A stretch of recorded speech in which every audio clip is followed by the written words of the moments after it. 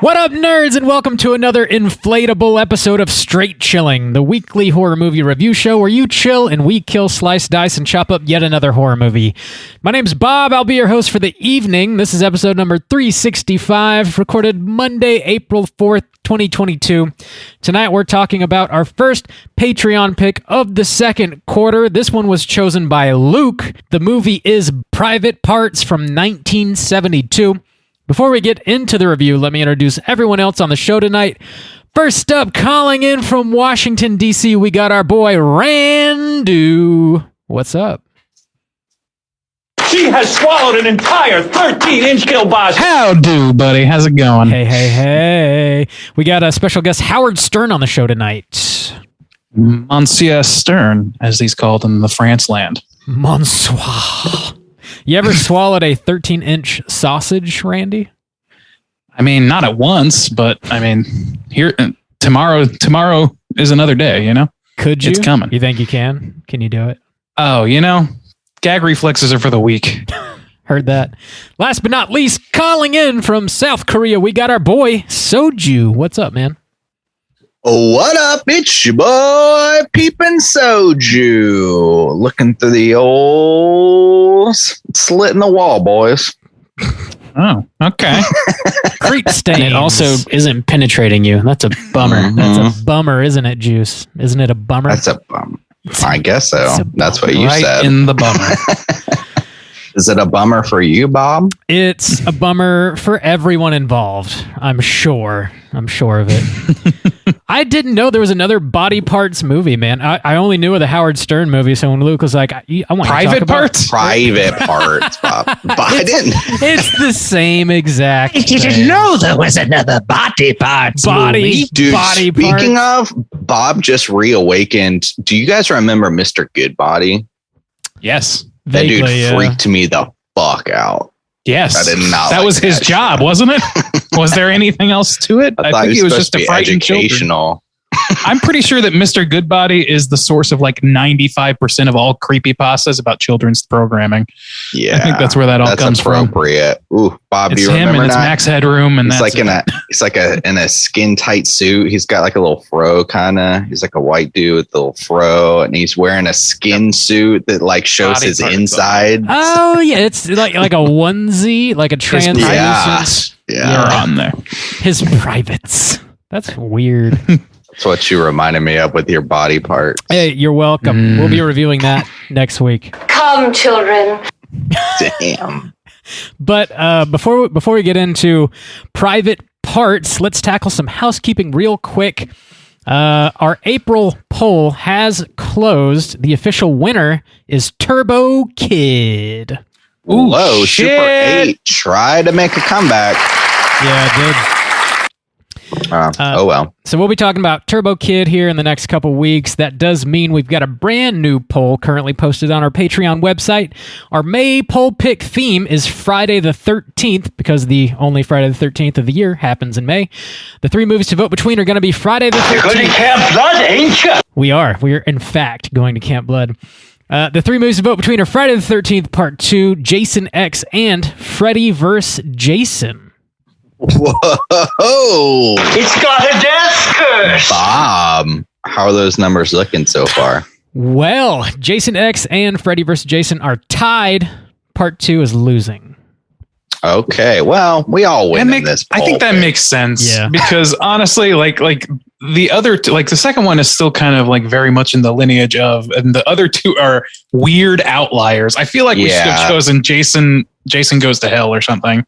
Maybe, yeah. I thought about it because everybody hates that movie. I think it's all right for what it is, though. I definitely am not a hater. Save it for the next poll, Bob. Whoa, hot take. Retracting my hot Save it for next take. year, Bob. When we have Rigatoni. another Friday. Another, the 13th. yeah. Yep.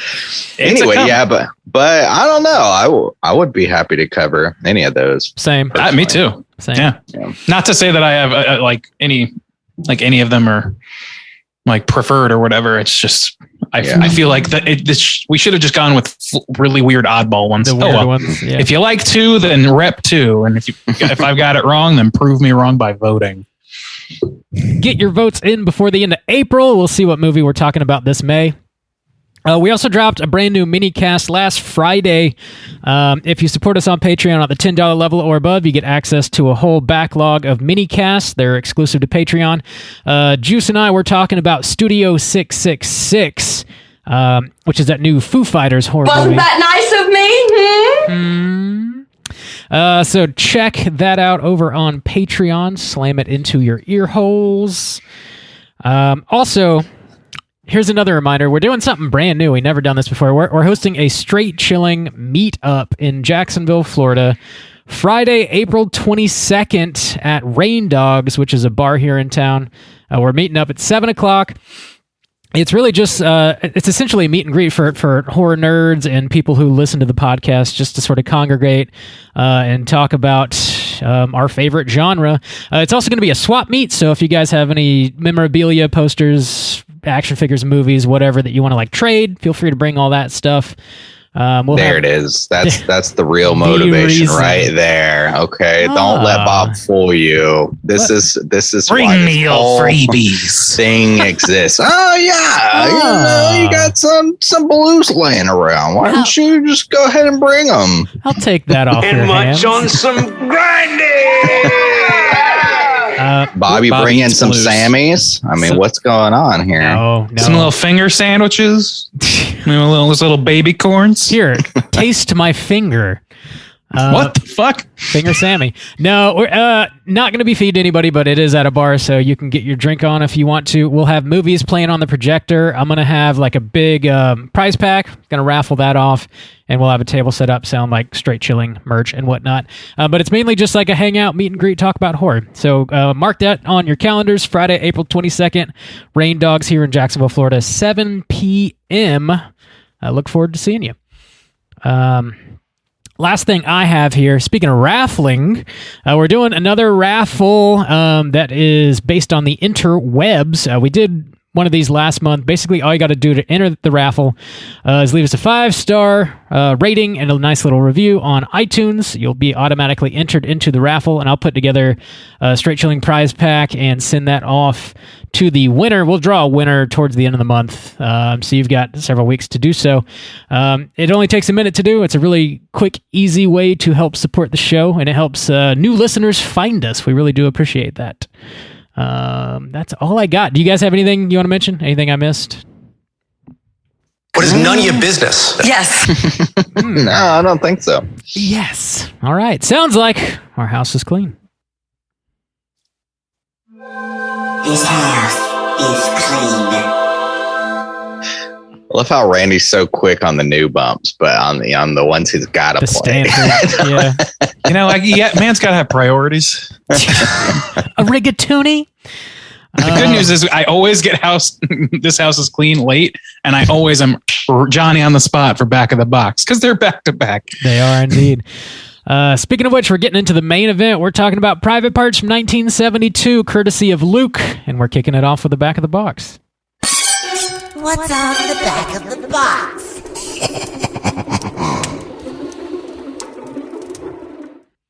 All right. Bob, do you own the box? I don't have the box for this. It is on DVD, though. You're pretty much going to have to... God. Oh, God. You got to buy it. DVD. Okay. Just vision wasters, just lighting money on fire over here. Like I'm gonna buy a DVD. You can if you want to. Also, it is for rent on YouTube and on Amazon Prime, so it's fairly easy to find. Private Parts from It's on 1970. Tubi for free, by the way. It's on Tubi as well. Oh, really? Okay. That's Good your call, best Randy. bet. That is your best bet. The runtime of an hour and 27 minutes. This was directed by Paul Bartel. This was his feature-length debut here. This was written by Philip Kearney, Les Rindlestein, Paul Bartel as well. Stars Anne Royman, Lucille Benson, John Bentantonio, and some other folks. Plot synopsis brought to you by IMDb is as follows. Young Cheryl moves into her estranged Aunt Martha's rundown King Edward Hotel One of its offbeat residents, disturbed photographer George, takes special interest in her. Cheryl begins suspecting that a resident was murdered. Jill Mangs, had you seen this movie before, and would you recommend people check it out? Randy, kick us off. No, I had not seen this, nor had I seen the Howard Stern remake in '97. I'm entirely fresh on both. I still haven't seen the Stern one. No, as far as recommendations go, not a strong recommend for me. I will say that if you like exploitation movies, there are definitely worse ones than this. And I think, I don't want to get too deep into what I think of the movie just yet, but it's not a general recommend. Let's just say that. All right. Juice, what about you? No, I would not recommend. I don't generally like a whole lot of like stuff set in the 70s. And this is 1972. And I just, I'm not like huge into like exploitation films either. And so there's not a whole lot that was like super appealing to me just on the surface. And so, I mean, I really feel like you got to have like be a fan of this era and this kind of flavor, but I am not, so I will not recommend it. I don't like sand. I don't like sand. Yes. Bob, would you recommend Private Parts 1970 Deuce? Well, yeah, this was a first time watch for me. Didn't even know this movie existed. This is not up my alley. This would not be a recommend from your boy Bob. I will say, like, Luke, I think this is his third Patreon pick, and he typically chooses these psychosexual exploitation movies from the 70s. It's like a style of film that he's very interested in. So there is definitely an audience for this type of movie. We are just not that, unfortunately. So don't get a lot of diversity on this side of the table. Am I right? I remember The Baby. What was the other one? Blood and Lace. Blood and Lace. Yeah. Okay. Mm-hmm. Yeah.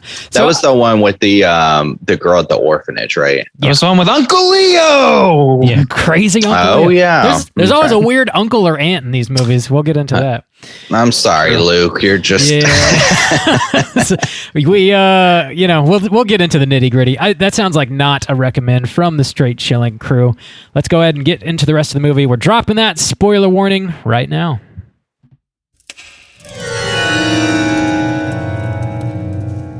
Spoiler warning.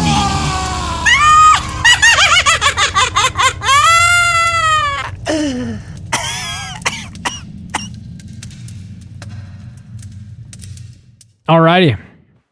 I do have the plot typed up. Bob, I am waiting for this plot synopsis. I need you to help kind of remind me of some things. I watched this like last week. Yeah, I will remind you.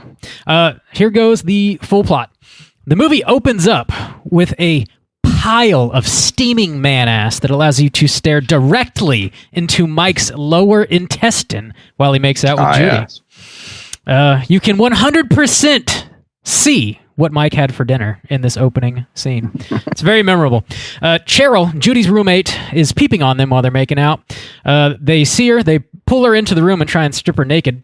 Cheryl then decides she's had enough of living with Judy. She packs her shit and she goes to stay in her aunt's hotel. When Cheryl and Judy moved to Los Angeles, Cheryl stole money from her parents, so she cannot return home. Her Aunt Martha does allow her to stay at her Skid Row hotel, but she urges her not to snoop around.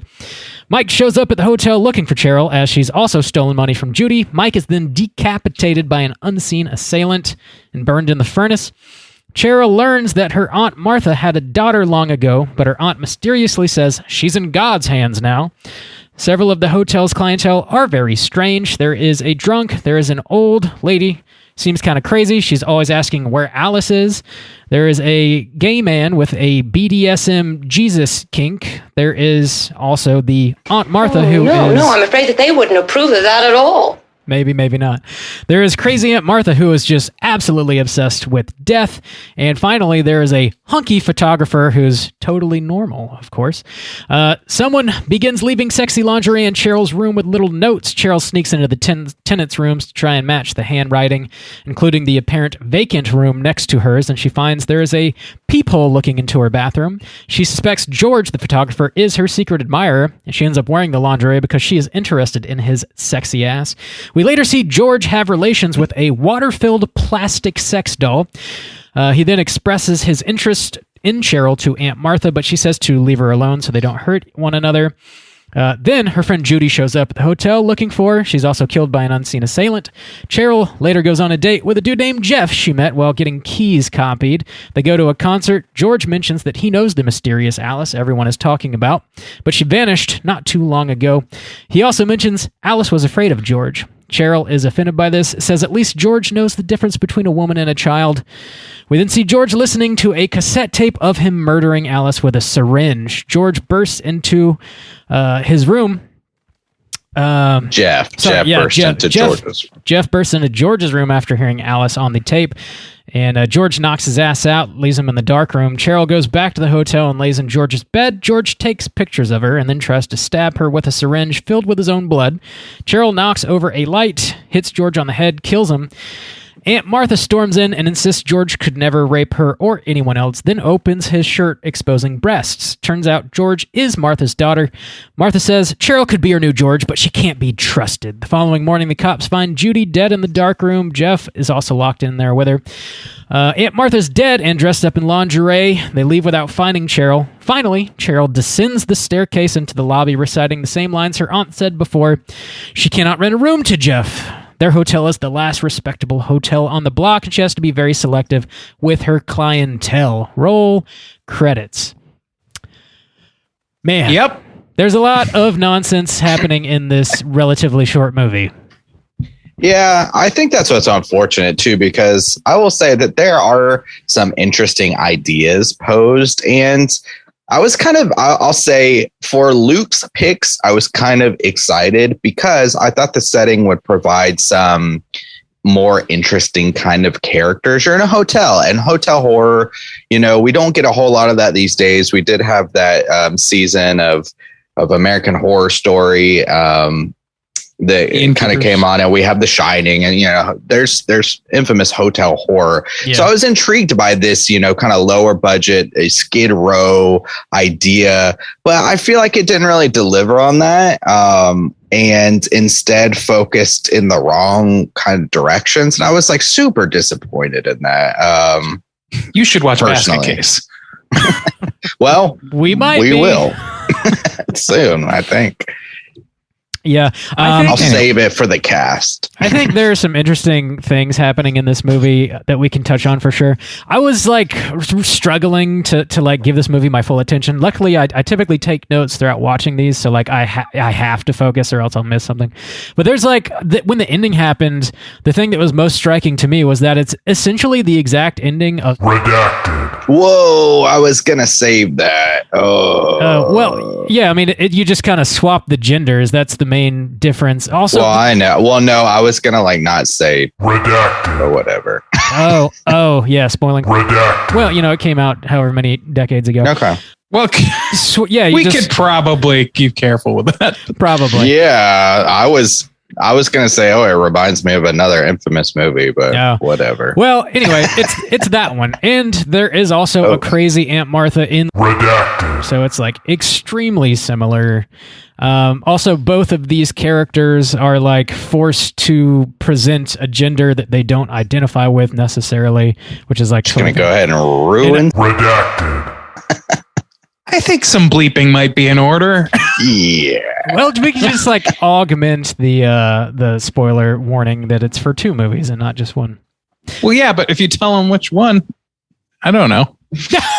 We're gonna have to sort that out, and I'm gonna be careful with the rest of it so it's less editing work after the fact. Well, yeah. Anyways, that was the most striking point of this movie to me. I was like, holy shit, that's not something that you see a whole hell of a lot in cinema. It's a very it's surprise genitals at the end of a movie. It doesn't happen super frequently.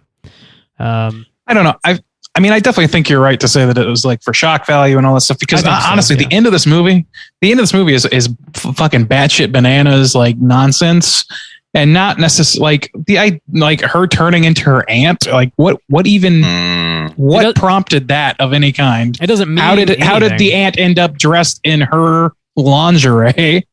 Like why? I don't know. Why did Cheryl go insane and turn herself into her aunt and her aunt into her? Why did that happen?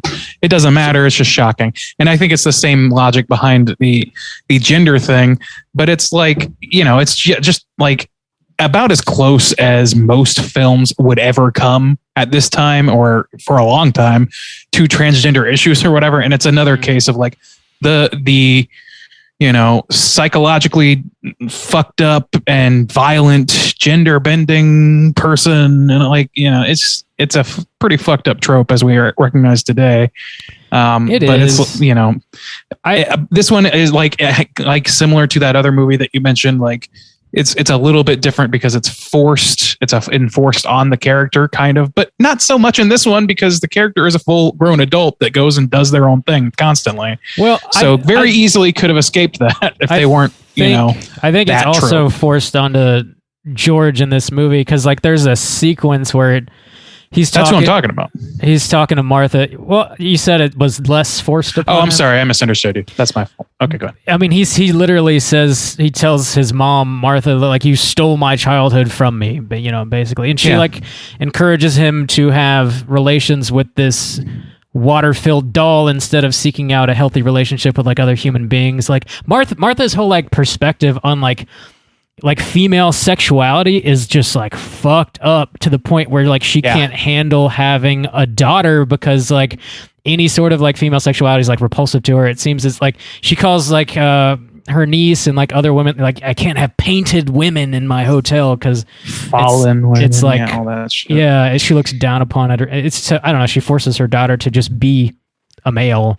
Which is, but she also doesn't have like great perspectives on men either, because the way she's talking about her husband who's dead, and also there's like this mysterious she was like, I didn't need him to make a daughter or whatever to make it. And I was like, what the fuck is she doing? Like, there's a lot of things in here that they hint at that are like, that might be intriguing for like a thread for a story, but I feel like a lot of it gets abandoned, especially with the way that this movie ended. I was wondering if they were trying to do something with her obsession with taking pictures of dead bodies, because she's talking about like her monologues about the soul and stuff. I thought those were interesting concepts, like, are we going to explore this in some way?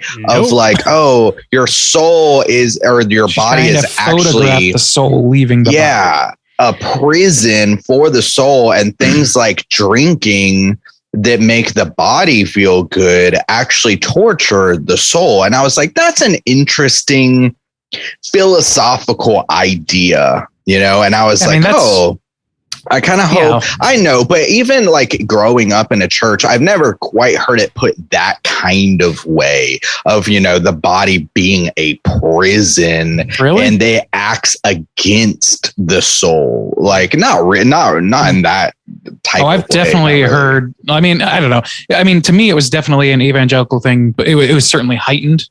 Like it was but it was to me going for like the repressed or repressing evangelical ethos.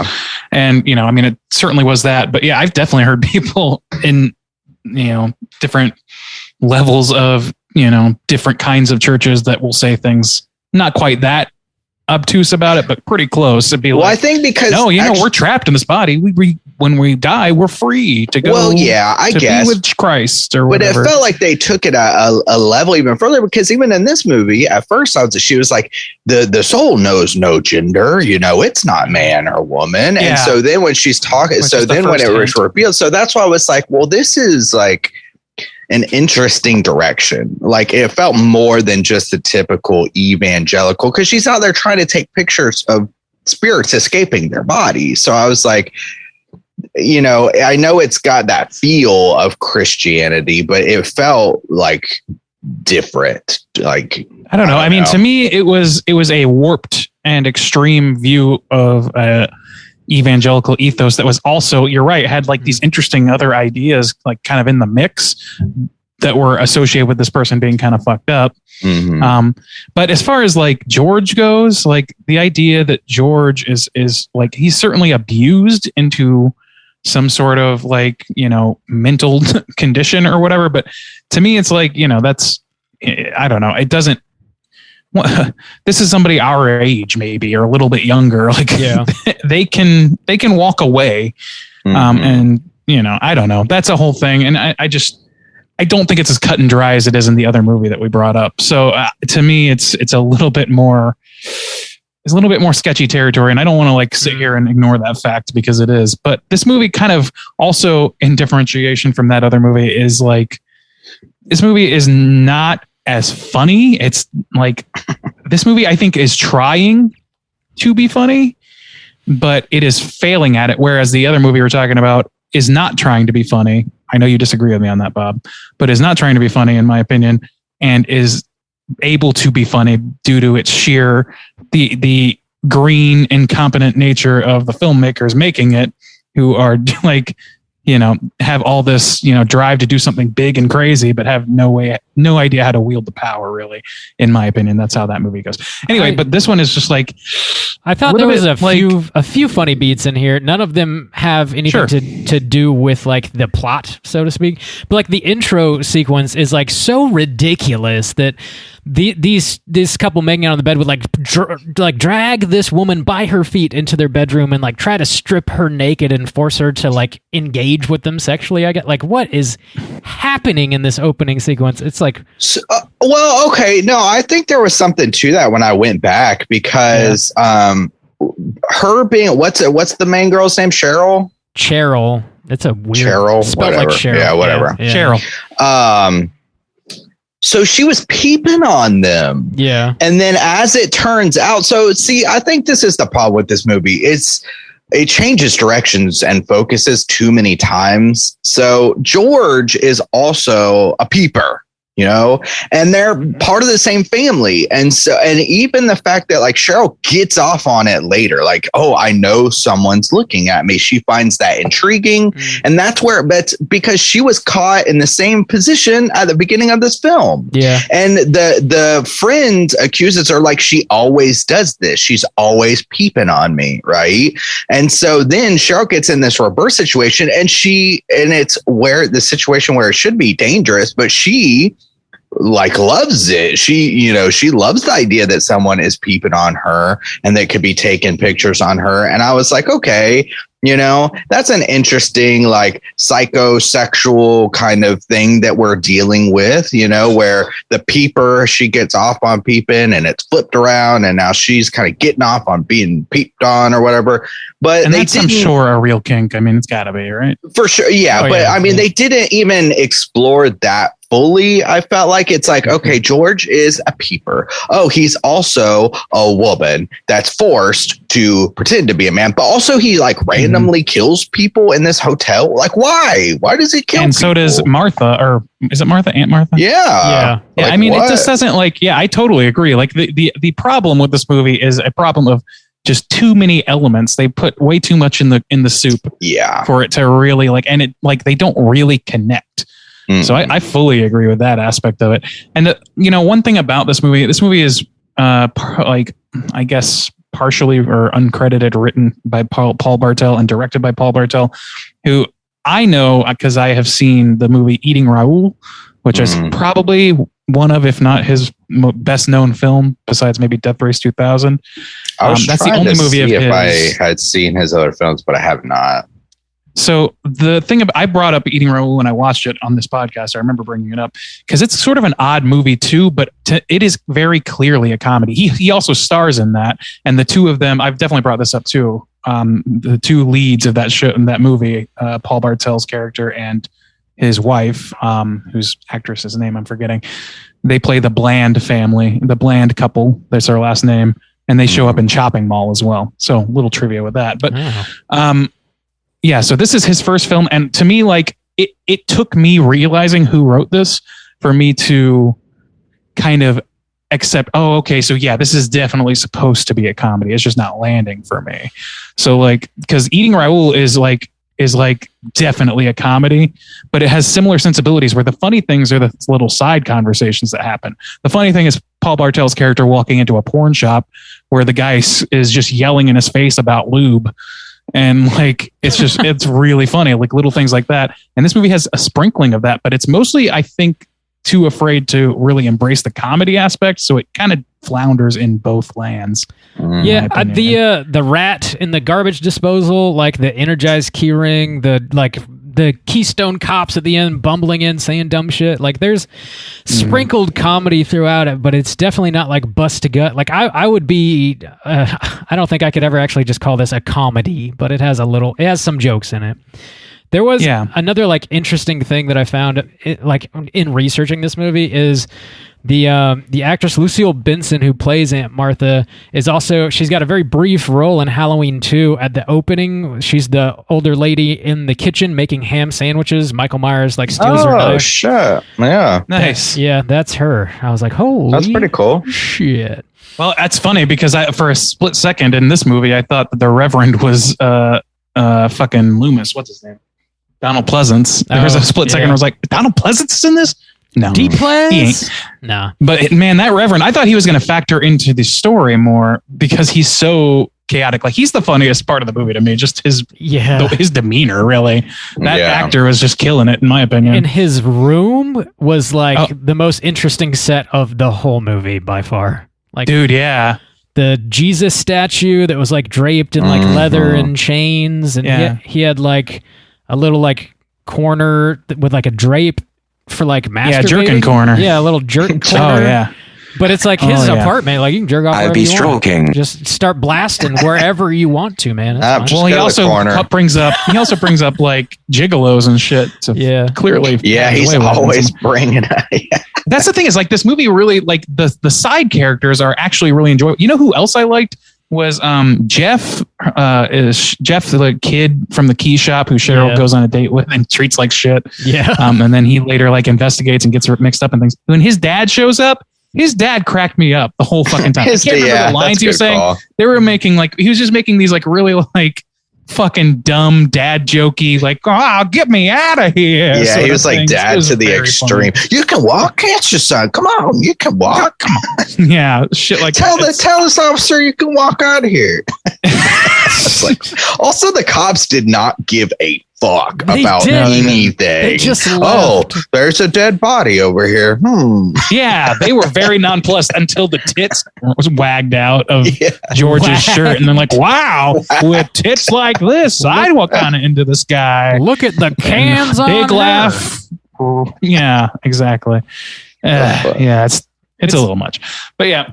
It's not great. But like overall, the comedy is all found on the tertiary ends, which is like normally like what you want in your movie, but I don't like what's going on in the centerpiece of this movie because it's confusing and like sensibilities have changed certainly too. Yes. I will say personally, I was following Randy's text when he was kind of watching this movie, and I could tell that he was kind of in a different lane than I was because I did not find the ending of this movie surprising at all. And maybe it's because I've seen that other movie where that was a 100% surprise. Like I remember watching that for the first time. This, I swear, it was like, I feel like more than halfway through the film, or like before like the halfway point where I already was like, I know exactly what the fuck is dude. No, I also knew. Like, did you? Oh, okay. Yeah, the minute it seemed like when you were texting out where you're like, oh, is this blah blah? You know, is this? Yeah, and I was like, is this going to be transgender adjacent? And the reason I asked that is because like midway through the movie, it shows George rifling through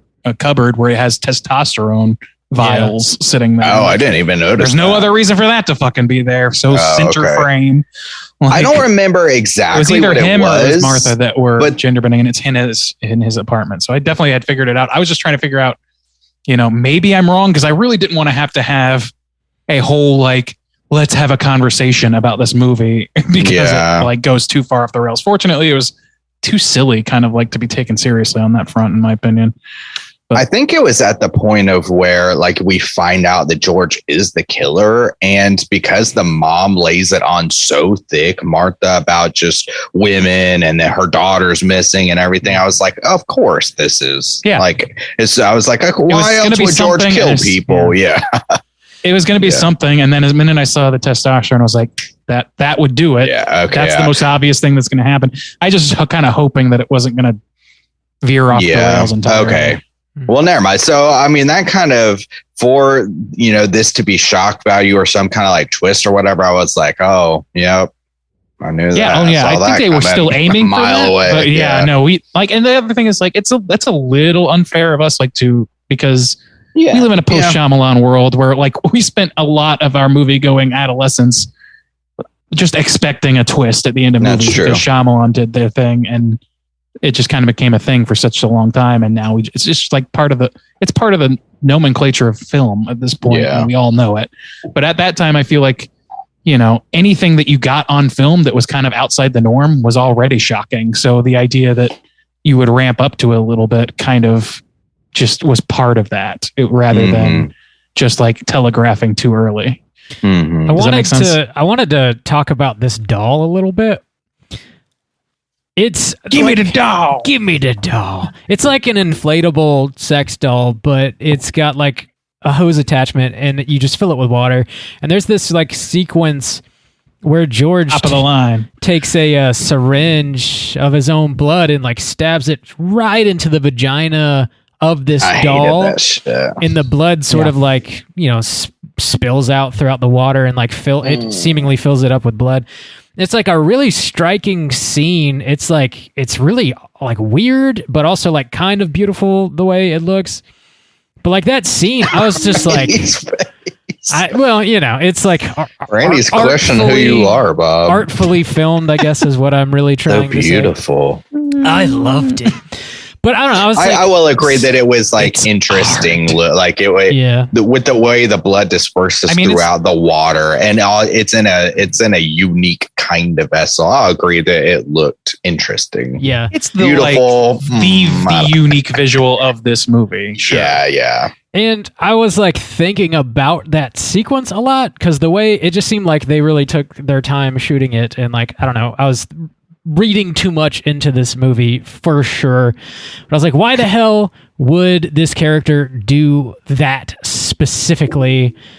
And I was thinking it's sort of it's almost like a representation. It's like reverse menstruation essentially. Like it's like it almost like represents like the reversal of George's femininity, like in a way. Like I don't know. I'm probably way reading too much into it, but that's kind of what I took away from that.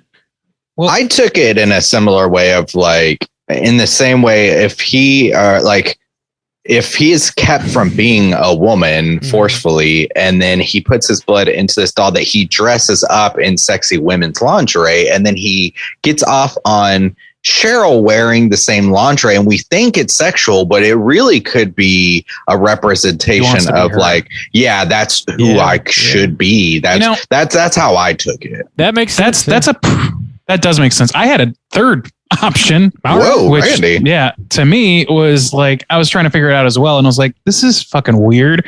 But what's happening is he's penetrating the sex doll in the only way that a non-penis, and inserting his genetic material into it. Yeah. Like that's what I took it as. Yeah, and to me, and that kind of factors into like I feel like this definitely came out of, Freudian penis envy theory at the time was still pretty out there and well known, and was, I'm sure the schlock community embraced that sort of thinking in terms of like interesting philosophical ideas. So I just feel like it was that, but I think Justin, yours carries some weight. Rob, I can kind of see what you're saying, but I don't see it as strongly as Justin's point, I guess. It's got We're layers. all smart Sorry. here. Look at us. Look at us pulling this apart. It's an onion. This movie's brilliant, turns out. There's so much going on. Well. Yeah. I also think... Also, that dude ruins the fucking sex doll every time he uses a sex doll. That's true. That's an expensive hobby. He's got a drawer full of them, I guess. I think like Cheryl's character like is interesting in one aspect specifically, I guess. 'Cause she like this whole movie, she's going on and on about how she doesn't want to be seen as like a child. She wants to be seen and treated as like a woman. And I think that's why she's sort of like creeping on her roommates in the beginning, is because like I guess she's maybe never had a sexual encounter. Like that's just like not happened for her yet. So she wants to so badly. She like snaps back at Jeff and she's like, well, George knows how to treat me like a woman. And like her aunt tries to keep her from expressing her sexuality. And like this girl is just like so damn thirsty that when George like expresses some interest, she's like, fuck me now. Let's roll, buddy. Like, I don't know. I think it's interesting that like she is so eager to express her womanhood, and like George's womanhood was like taken from him. There's sort of like a juxtaposition happening between those characters, and they're cousins, and they're about to fuck, which is weird. Oh, I also too. Oh yeah, I didn't even think about that. Yeah. I know the reveal too was about at the beginning when she's like, "Oh, something about George. He's kind of handsome," and the mom's like, "Oh, you think so?" And she gives this like sly little laugh. It's like, "You old bish, you old bitty cousin fucker." Well, I mean, damn. I don't know, man. I think that like, you know what? I lost the thought. It's gone. Another thing to kind of back up my idea a little bit more is I think it holds weight that George is a photographer, and pretty much all around his room is just these pictures of feminine. Oh my God, femininity. Ladies, beautiful ladies. Femininility. Yeah, femininility. The Yabos, girls in lingerie, bright red lipstick on and stuff like that. Well, he's a photographer of like he's a peeping Tom photographer. Well, yeah, but that was the thing. But it's about the sexuality of it, like of the women being seen as like the prototypical woman. Like, what are they used for? Like the mom says, the painted up ladies or whatever. And I think that adds kind of like some evidence to why he's kind of peeping on, like that's his whole like job, or not even job, but just hobby focus, is seeing women through these like lenses and then capturing it and surrounding himself in it. It's all over his walls. This is what it is to be a woman.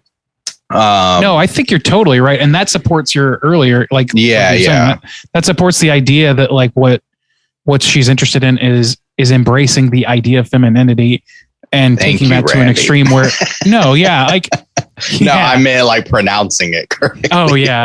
No, like that's, I definitely think you're right about that. I'm totally in agreement with you on that. I think that's his character is like, okay, forced gender swapped person. I don't know what you would call that exactly. Who is abused into this role and who is, I guess, too damaged to give it up. But still has this like forbidden fruit thing about femininity that he's not allowed to engage with himself, or he can't allow himself to. So he engages with it by, surrounding himself with it, like peeping on it, doing all these like perverse things that, a straight man would just as likely do, like a regular, like straight up cis dude would do. We all do these some things. cases. All of us. Yeah, we all do this. That's what I'm saying. It's just normal. No, that's just how it goes, man. 69 dudes. Yeah, but what I'm saying is that just that, like, this is how they engage with femininity is by formatting their entire life around pursuing still imagery or even physical contact with femininity that they can't engage with themselves. Yeah. I understand that to be their role. And then alternatively, conversely, you've got Cheryl, who is purely just the naive adolescent. That's it. Like there's not much more to her than that. Naivety is the sole descriptor I would give to her. Yeah, that makes sense. Maybe kinky. She kind of sucks too. I think that's a problem with this movie too, is like everyone pretty much sucks. she doesn't play steals it like well, from in my her opinion. friend. Yeah, she steals from her friend. She is a peeper. She like does not appreciate her aunt letting her live there. You know, Yeah, her aunt does like she steals from her aunt. She Well, kills her mouse. It's like, damn. Yeah, with no like, yeah. Well, she doesn't kill it intentionally, I guess. Yeah, but that's true. Yeah, it just kind of happens, but she does not waste a second giving a shit. She does grind it up, which is heinous and that is kind of heinous. unnecessary, to be honest. And much on some Grinding. Aunt Martha does like try and save Cheryl. Like whenever George is getting like really interested, That's true. Aunt Martha's like, "Hey, you got to get on the next bus first thing tomorrow morning. You got to get the fuck out of here." And it doesn't happen, obviously. But like, so I guess Aunt Martha is like, at the end of the day, kind of looking out for Cheryl, even though she's totally fucked up. To a point, until she decides, oh, you can't be trusted to be my new son, so Yeah. now I have to Yeah, murder you. And you know, like there's this whole like, I don't know. We all this have whole, our like, lines, Randy. Mother Bates situation there going Yeah. on too. Mother Bader. I don't.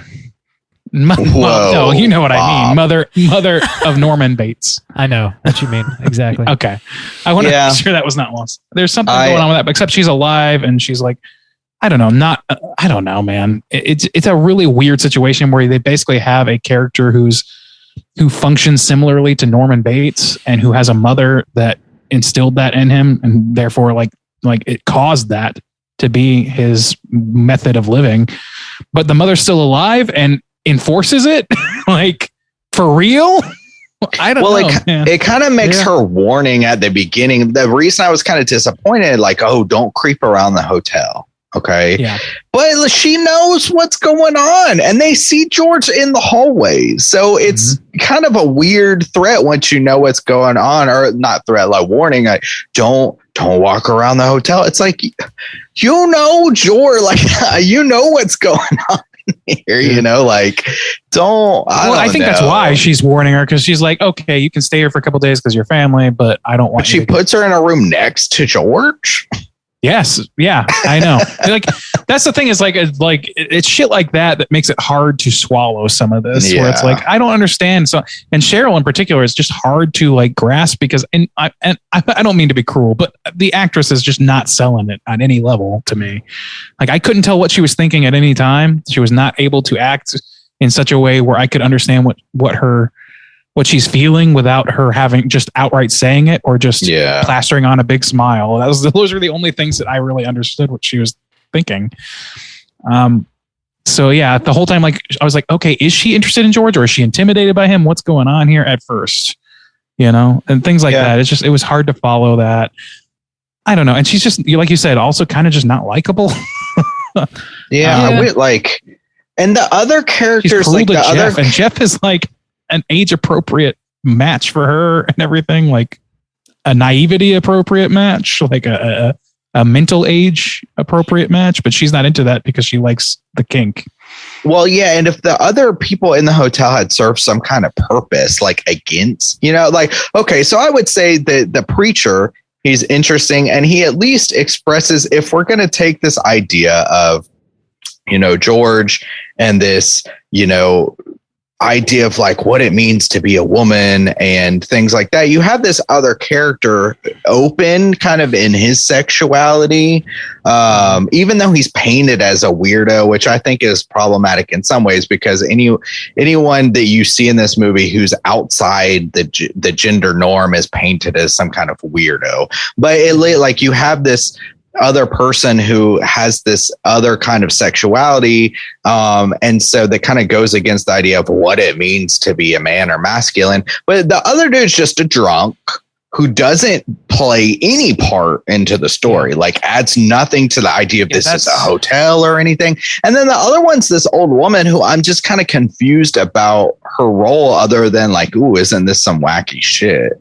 And then that's it. As far as like hotel goes, it's like super lacking in that aspect. You know, I honestly think that all those characters, like whether they're entertaining or not, I think that their function within the story is supposed to be just red herrings. But the only person among them that I think even like comes close to succeeding at that is the Reverend, because he's so almost like a mustache twiddling vampire person. Like it's so silly the way he's a cartoonish villain type, which is what makes him an obvious red herring. He's like while also being really funny to watch. He's the most interesting character in this whole movie to me. Like I want a lot more scenes with him in it, because like everything he says is like actually intriguing, or at least the way he delivers the lines, it makes it interesting, whereas like nobody else in this movie really has that going on necessarily. So like when he's on screen, you're like, fuck yeah, I'm now entertained, or like this guy is gonna say something interesting. But the way he like tries to lure what's her name's boyfriend up the stairs, like, come upstairs and see me. He's like, oh man, 3 minutes, funny. Meet me in exactly 3 minutes. Like that's oddly don't forget specific. Room 301. He's also always trying to sell everyone like down the river. He's always like, oh yeah, I'll turn this person in, no problem. Pathetic person. Yeah, I love it. That's like a fun character. It's at least interesting. Yeah, well, he has a character, and it's very obvious to me anyway what they're going for with it. I don't know if more of the characters kind of reach that level of silliness, then I feel like this movie would come off automatically as a comedy, and automatically have a lot more leeway in terms of some of these like finer points of the plot and shit, where it just kind of falls apart if you're looking at it as a drama of any kind. His character is like not a father, but he is a daddy, if you will. Oh God. Well, we all know how you feel about that. I have a daddy kink. I wonder if that is like a common kink, like sexy Jesus.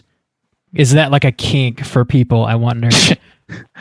I'm sure. I wonder how many people could say, it is for gay in Philadelphia, gay or straight, with the pictures of like ripped ass Jesus. He's always like, do you remember that from fucking Sunny where they're arguing about putting a crucifix up? They're like, Christ. Well, how bloody is this crucifix going to be? Oh, it's going to be covered in blood. He's going to be cut, Jesus. And like, that shit is so funny. It's so clear that Matt is just attracted to Jesus. I guess that does make sense. That show is so good.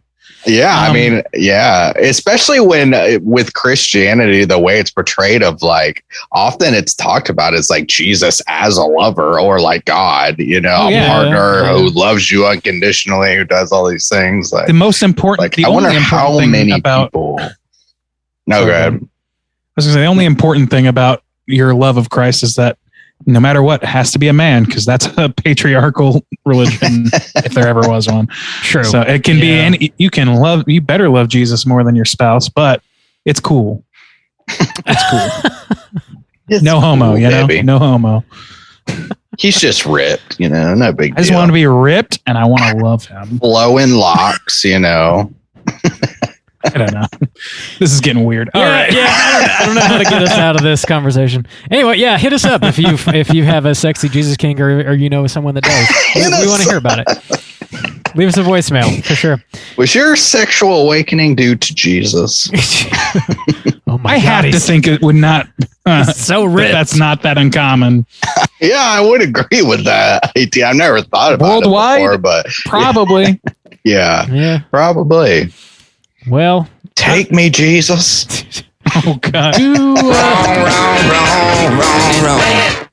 Thank you, Dr. John. Do you guys have any? Might lose a couple listeners this week. Maybe we probably lingered. I might be one of them. Do you guys have any other points you want to touch on before we rate this thing? No. Actually, yes. Okay. Well, no. I'll put it in my final review. Sorry. All right. Randy, you good? Yeah. Yeah, right, go ahead. Let's do it. Out of 5, let's go ahead and rate this thing. Juice, kick us off. How do you feel about Private Parts? So the one thing I didn't bring up, maybe I should have, to kind of like counterbalance with some positives, because I didn't give a whole lot of those, but I did find some. When we were talking about Fulci and kind of creating a mood and stuff a couple weeks ago, this had a vibe to me. It was very much that kind of like 70s, exploitation kind of vibe. But I like the sleazy kind of music. The opening credits, I loved. I really like the opening credits. those the color choices, it just fit so well in its time. And I just felt like I'm not really big into the 70s, but I was like, at least like this represents it in a very specific kind of sound and look. And I was like, that's just kind of cool. Within itself. So I liked it. I thought it was kind of stylish with the colors and the music. The gore in this is like pretty dumb. When the guy gets his head cut off at the beginning, it's just very over the top cheesy and doesn't look particularly good. I did kind of just like the idea of the discussion of this woman trying to take pictures of dead bodies to see the soul leaving, and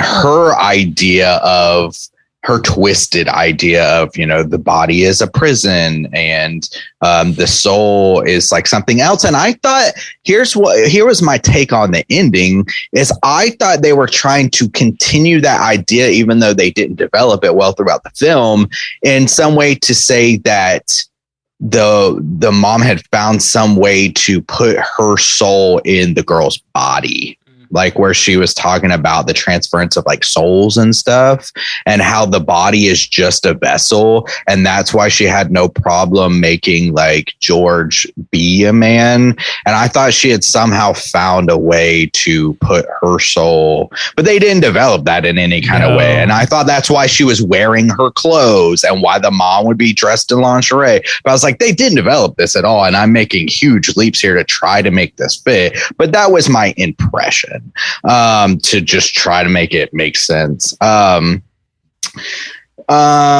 see. I kind of agree with Bob of the doll, the water doll was an interesting visual. I don't particularly like what it represents, but just from an aesthetic view, it's like, oh, that's something that kind of makes this movie stand out in a unique kind of way. I don't like it. I fucking hate blood and seeing it like disperse so slowly and shit freak me. And a syringe. Ugh.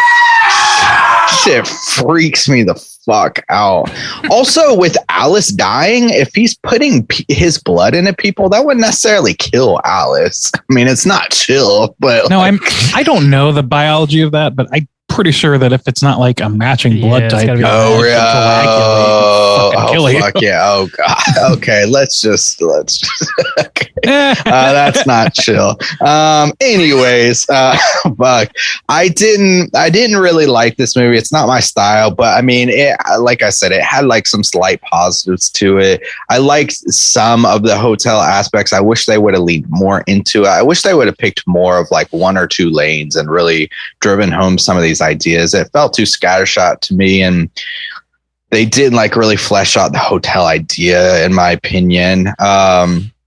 Overall, I think I will give this movie a 1.5, and I will give half star for the Yabos this week.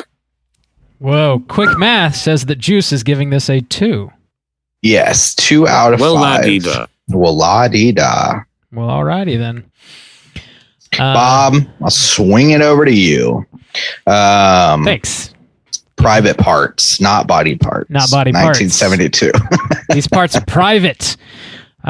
Yeah, I did not love this movie overall. I found the ending reveal to be surprising, actually. It sounds like I'm the only one that did not see that coming. So it landed in a way for me, but unfortunately, I just don't think this movie has a driving point. I do think this is a movie that's like showing you shocking imagery purely to shock you, not to relay any sort of like message or like stance on anything. And I also think watching a movie like that, where it's playing around with like trans characters in today's day and age, is like we just like have a sensitivity to that, and we want our filmmakers to treat that a little more sensitive than it was treated in this movie, I think. I do love that Ham Lady from Halloween 2 is Crazy Aunt Martha in this movie. Ham Lady, man, I love it.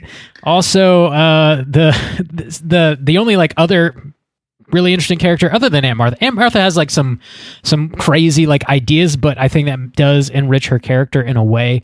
But the priest in the movie, or he dresses like a priest. I doubt he was a priest at all, but is a very interesting character. And unfortunately, the rest of the characters were not like fleshed out in a similar way. Because I feel like, like you guys have already reiterated, like as we meet these characters and she's going into each one of their bedrooms or apartments, like it could have been more enriched and like and made it feel like a real lived-in hotel. The doll is like interesting imagery. I don't know that what they're trying to say was really fleshed out, or if they were trying to say anything at all. I did like the music in this movie. It adds to the vibe in a very like positive way, I think. But this movie's just like, it's short. It's 80 minutes, and it felt long still somehow. I think just because it is very meandering.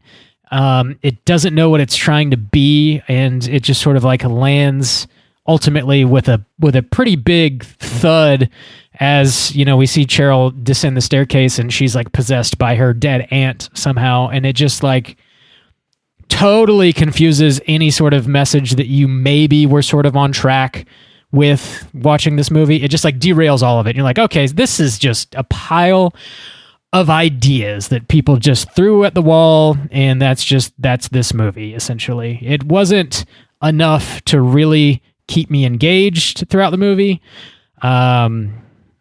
I don't know. Not great. Overall, I'm going to give this a 1.5, and I don't have the weird Yabo rule, so it's just going to stay a 1.5. Weird, huh, Bob? Real weird. Randu. Weird that you don't want to put a point value to breasts, Bob. It's right? a peeper Bob over there. Uh-huh. Randu, what do you think about old Private Parts? So plump, so right. Yeah. So this is this movie. Like I immediately, once I learned that this was from Paul Bartel, I softened on this movie, like I mentioned earlier, because I can see the connective tissue. I see a lot of Eating Raoul in this movie in terms of, it's like that movie also like had what seemed to be like a socially, like some sort of socially driven plot where it seemed like it was trying to go in a direction that was saying something about people at large or about the human condition or about something. And then it just kind of petered out. And I was like, I don't think there was anything like that in there. Maybe I was just projecting that. And it was just a delivery vehicle for these jokes, which in that movie is fine because that movie is pretty funny. It's silly and it's dated in a lot of aspects. It's got its faults. But one thing that I won't fault it for is that, yeah, it's got some good humor in there and the performances are fun to watch. This movie doesn't have that, really. It is not funny enough to really support that way of thinking, but it still has the core of a plot that doesn't really say anything, but kind of seems like it's trying to anyway. And that's just kind of a bummer because like that plays right into what Rob, you were saying, where it was like the whole movie just kind of thinking like, so what is this movie trying to say to me? And then it just suddenly becomes apparent that, oh, nothing. It's just throwing spaghetti on the wall and seeing what sticks. Okay. I mean, I guess like that only really works if there's something else to latch on, like humor, for example, or a good performance. And this movie doesn't have either of those things for the most part. The notable exception of the Reverend and Jeff's dad aside. Yeah, I don't know. Like overall, I just kind of feel like this movie is, it's forgettable at best for me. Like it's not one that I'm going to revisit. I think that the doll, like you guys said, I don't think that it was particularly shot any better than any other part of the movie, but it is a unique signifier to this movie. And I will think of that probably first visually when I think about this movie. So I'd give them that. I think that they try a lot of things. They really do throw a lot of spaghetti at the wall. So, I mean, I don't know, for a first feature for this time period, for like the subject matter they're playing with, I can't fault it too badly. I've certainly softened on it because of like my thinking about it this way. So yeah, I think I'm going to land on a 2 overall. I don't particularly I don't like this movie really, but I can understand why somebody would in the context of Paul Bartel's career, or if you're just like a fan of schlocky 70s stuff, which it certainly is that. To me, it's not my cup of tea, and it's a lesser form of the version of Paul Bartel I've seen already. So to me, it just kind of didn't work. And at best, it didn't work. And at worst, it's got some shit that bummed me out in it, like on a on a societal level, on like the gender issues or whatever, like, and it's of its time, so whatever. But at the same time, it's like it just hits me weird, and I didn't want to have a conversation with the two of you guys before this episode about how to handle it, and that's what ended up happening because we didn't want to step in shit and like track it all over our fucking dumb podcast. Luke, you're giving us too much work to do. Damn it, Luke. Speaking of Luke, just means more shit I gotta do now. Something new that we started doing this year. If you do grab one of our Patreon picks, we encourage you guys to send us an email or a voicemail with your thoughts about the movie that you chose for us to review. Luke did submit a voicemail to us this week, and we're going to hear what he thinks about Private Parts right now. Hey guys, this is Luke. I picked this week's movie, Private Parts, and I wanted to offer a brief review. I love this movie. I think that the setting and the cast does a perfect job of projecting authenticity and making this feel like it's a real place with real, albeit eccentric people. I also think this captures a little bit of what John Waters does, which is it'll raise this cast of perverse characters for us that should be offensive, but it's obviously not judging them, and it's just observing them in a open-minded way. It seems almost loving and accepting of them, even though they're doing what are obviously immoral things. And I really appreciate that. And I also appreciate that every character has so many different, seemingly contradictory motivations and personality traits that it makes them feel like real lived-in people. And yet it's also really funny. At least I think it's really funny, but maybe I have a fucked sense of humor. The only negative, I think, is that it falls apart a little bit at the end. The end seems a little rushed and out of character with the rest of the film, but I give this 4.5 stars. I hope you all enjoyed it. Later. Yeah, I definitely feel differently from Luke here. By the way, Luke, thank you for picking this, and thank you for supporting us. Thanks, man. Yeah, all things considered, I'm sorry that we couldn't be kinder to one of your favorite movies, but at the end of the day, I'm sure that you want us to be honest about it. And the truth is, like, to me, I didn't see the performances as generally being all that great. I didn't really feel that the performances were lived in. Cheryl, as our central character, is kind of chief among those for like losing me on that in that respect. And it's kind of hard for me to follow this movie with any sort of, I don't know, with any investment without that character being, likable enough to me or performed well enough for me to connect with them even.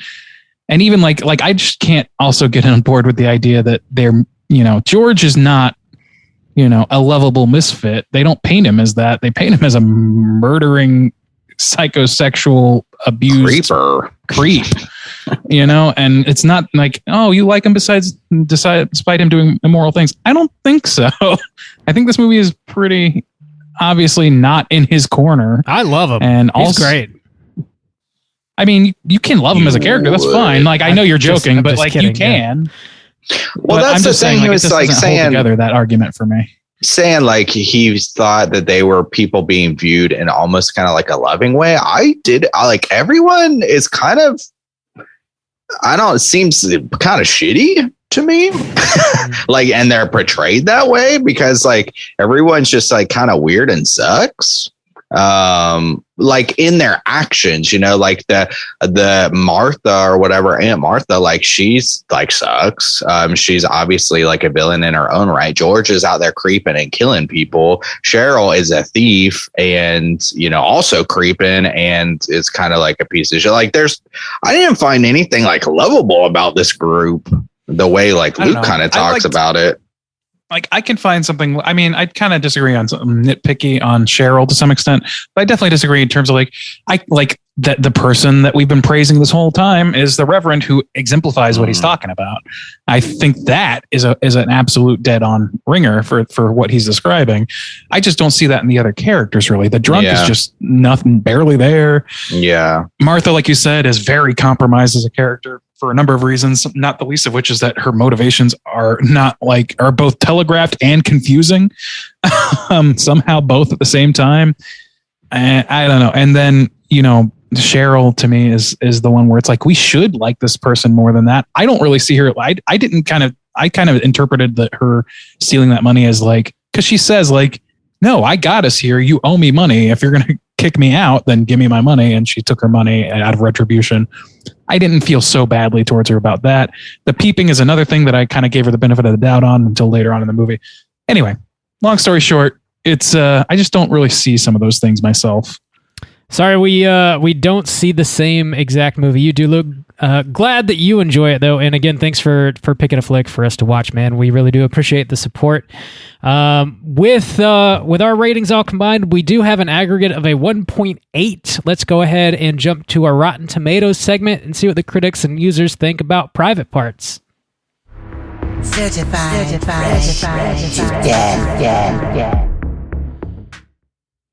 Sorry, All Luke, right. going through like the 3 movies that you put, I was like, which one might be the highest? Maybe Blood and Lace. Maybe. I think I might like this one best out of them, but Blood and Lace, it's kind of a toss up between those two. Yeah, But I like that I got to see these movies. I feel like it's a dark spot for us otherwise. So. for sure. Yeah. Not And anymore. Luke has his own podcast where he covers these sorts of movies. So like, check that out. What do we remember what it's called? Video Store He said it in Nightmare. his voicemail, didn't he? Videos. Okay. There we go. Yeah, check it out. Video Store Nightmare. All right. So here's the Rotten Tomato segment, everybody. This is the segment in which I'm going to have these gentlemen guess within the best of their abilities what the aggregate scores are for both critics and users on RottenTomatoes.com. And that's for this movie, Private Parts 1970. Now, bit of an outlier here. There is only one critic review here. So you got the binary option. Why don't you guys just both tell me? You can guess the same one if you want. I don't think it's fair to say otherwise at this point. So why don't we start with Juice? Juice, do you think it's positive or a negative review? I'll go negative just to reflect my own self. Okay. And this Reflect cast. yourself. Express yourself. Bob, you? I mean, I'll go positive just because it's the other one. So let's do that. Oh, you're just aiming for that yeet. Or the You skeet. aiming I don't for a remember who yeet, does Bob? what. Which are you aiming for the yeet? Huh? Well, Juice, you're going to get the eat or the skeet. It is a negative review. And it's from one guy on his own website. His name's EmmanuelLevy.com. Wow. And there's no snippet of his review. So I have no idea what he actually damn. thinks. It's just negative. Just Whoa! negative. I'm assuming that there's a post on his website that just says Private Parts 1972. No, thank you. I'm gonna get that hell yeah. Bob. Oh, I'm gonna get that hell yeah. I can't believe I'm the one that got the wrap up signal and you guys are doing this bullshit. Okay. Audience score is 1,000+ ratings. I was talking about the movie. You guys, come on. 1,000+ I'm gonna get that hell yeah. Why don't we start with Bob this time? What do you think the audience would give this? I feel like this is not going to be super high. I'm going to go with a 20%. 20%. Okay. Soju, where are you at with it? I don't know. I'll give it a little more. 30 deuce. 30 deuce. Okay, that's an interesting choice. Well, both of you are pretty far off, but Soju's going to take it again. It's a 56% positive. Whoa. Oh, I'm gonna get that hell yeah. Sweet.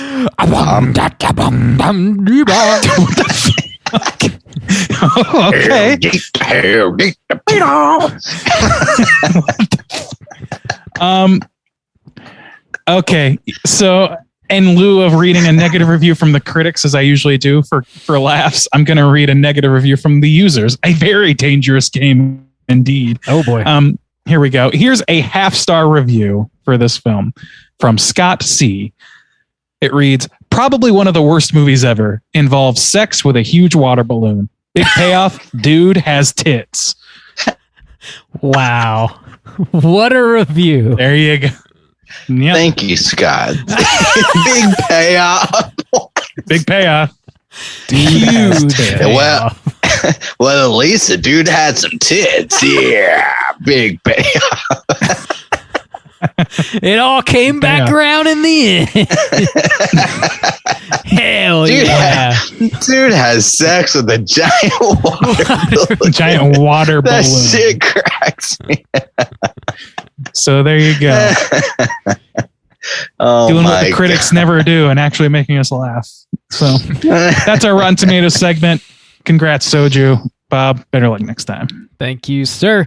I got like 4 bits of trivia. Let's go ahead and talk about it. It's totally time for trivia. All right, gentlemen. Private Parts first started out with a working title of Blood Relations. The change came at the order of MGM studio head James Aubrey, but Private Parts as a title was problematic because some newspapers would just not print it. In Chicago, the film was advertised as Private Arts. So I love that. Oh, the 70s. What a weird time. Fuck what you heard!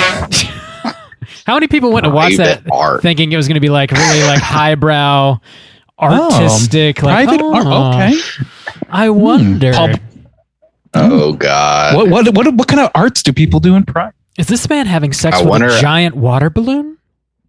Wow. Depends on the poster. If it's like that one that's floating around, I don't think they'd be too confused.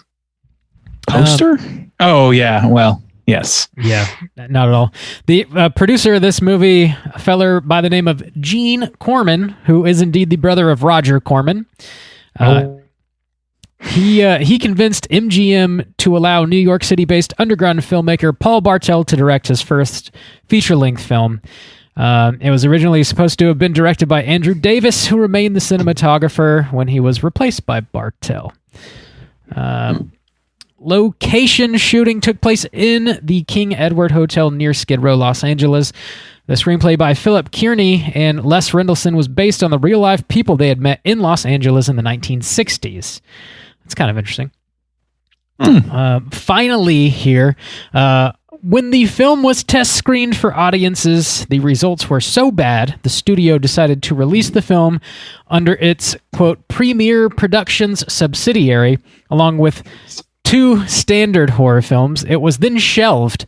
Nevertheless, the film was copyrighted by MGM and not Premiere Productions. Despite MGM's obvious lack of interest in promoting the property, the studio passed on the opportunity to sell it to Roger Corman and his New World Pictures when they expressed interest in buying it. So they just didn't want to do shit with this movie when it came out. They just they wanted this movie to rot. See, we're not the only ones. We're not the only ones, Luke.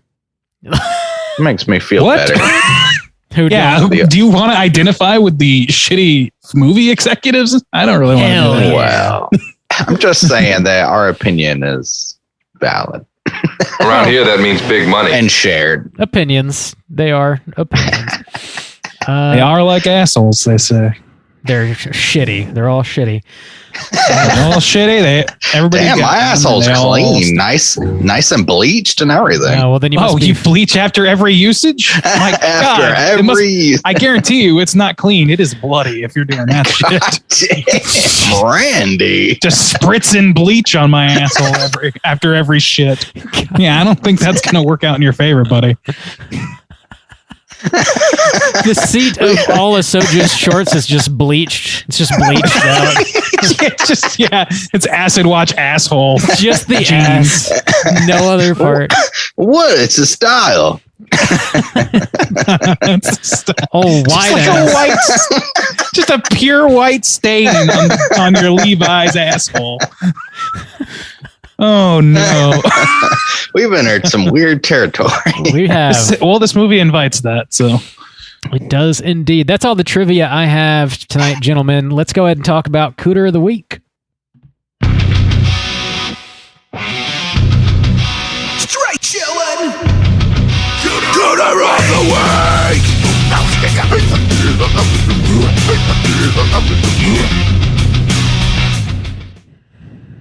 Juice. What's a cooter and why do we hunt them?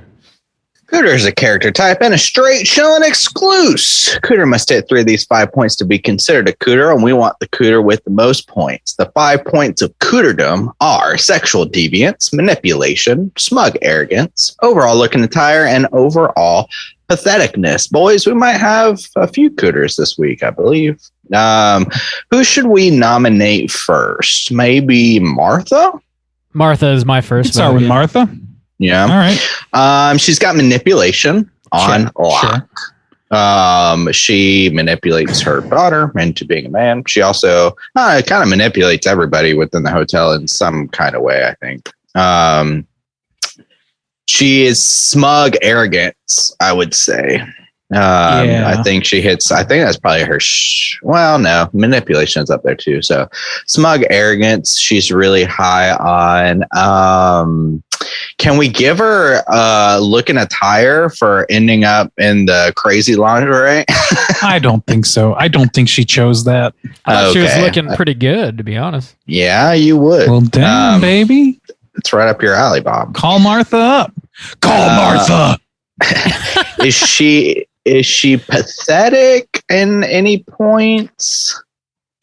No, I don't. I think she's like pretty capably handling things for the most part, except for Cheryl, which is kind of, okay. I don't know what else. I don't know what more she could have done to prevent Cheryl from doing what she does. I don't think she's really in kind of sexual deviance then. So no, I mean, that's the arguable part. Like forcing your daughter to be a different gender. I mean, I don't know if that's like sexual deviance in the sense that it is like sexually motivated, but it is deviancy revolving around sexuality. That's sexuality. And she slut shames her niece and every other woman. Also, her mysterious pregnancy. Like, what the fuck was she talking about? Was that supposed to be a Christ illusion? She said she was working with a doctor. So probably just artificial insemination or what is even the but why like, why she hates that female sexuality. She just hates she seems to just like hate sex. Like I don't know. Yeah, I guess so. Just get laid, Aunt Martha. Damn. Uncle Orville. Damn Martha. Get reamed. Dude, if Aunt Martha had her ass clapped, she would have been totally chill. None of this would have happened. Her ass clapped? Yes. Okay. Oh God, yes, come with me. She probably should add a bleach too. Let's be real. Those two, gotta be careful. You can't do both. You can't do both. Yeah, trust me on that one. She got 3 out of 5, I guess. Yeah. It's kind of a loose 3, though. It's just kind of a weird interpretation of that one. Do we want to talk about George? Of course. I think he's our prime candidate, personally. Okay, so manipulation for sure. Yes, absolutely. Because he manipulates the girls, Alice and Cheryl. Let's see. Smug arrogant. Is he smug arrogant? Are they smug arrogant? I don't think so. I think that's one that he gets a pass on. I don't see any of that. It's mostly kind of like tortured, I feel like sort of thing. But I don't know. The weird way of like when they were talking on the phone and he had that little device and he was able to like hack the phones. That was interesting. Yeah, but it didn't do much. They could have had that conversation in any that's true. On the street. Yeah. It was weird. I don't know about that, but like sexual deviancy, certainly. This dude is fucking selling people's nude pictures to magazines against their will. That's true. And peeping on people and trying to insert his blood into women. So I would qualify that as pretty King Cooter level sexual deviancy. Okay. Look in attire. I think he looks pretty good. Like he's a pretty well dressed man. Whatever. Like forced man, whatever. And how about overall patheticness?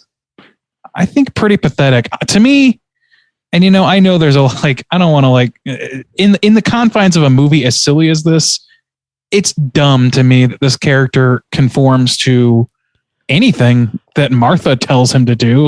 Like, this is somebody in his maybe early 30s, late 20s. Leave.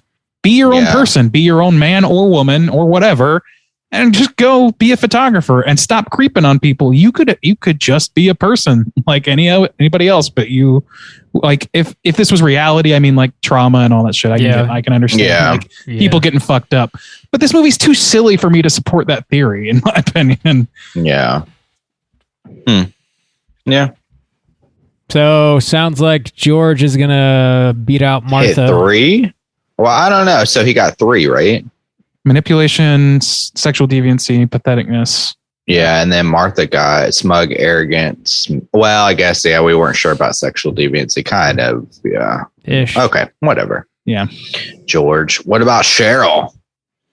Nah. Cheryl, I think she's too naive to be. She's peeping. Sexual deviance. She's peeping. That's true. I'll give you that. She's smug, arrogant. She's parched, is what she is. She's her like yelling at Jeff is a little smug, arrogant. I was pissed off. Yeah. But that was actually one of the few moments where I actually did connect with her character. It was just kind of in a negative sense because she's like very clearly being a naive child who wants to be at the big boy table or whatever, and sees Jeff as just like, why am I hanging out with this child? You're not an adult. I want a man and all that shit. Like. And you're just shitting on this kid who just wanted to take you to a fucking concert. Yeah, I want my cousin, Bish. To wreck me. Yeah. Wrecking cousins. Yeah, I just don't That's a good sound bump from Bob. Wrecking cousin. Cousin wreckers. 6. Oh, yeah. Giggling? You guys giggling? Cousin records. Damn, how many of those are there? You can't handle it. I can handle it. Okay, all right. Let's move this train forward.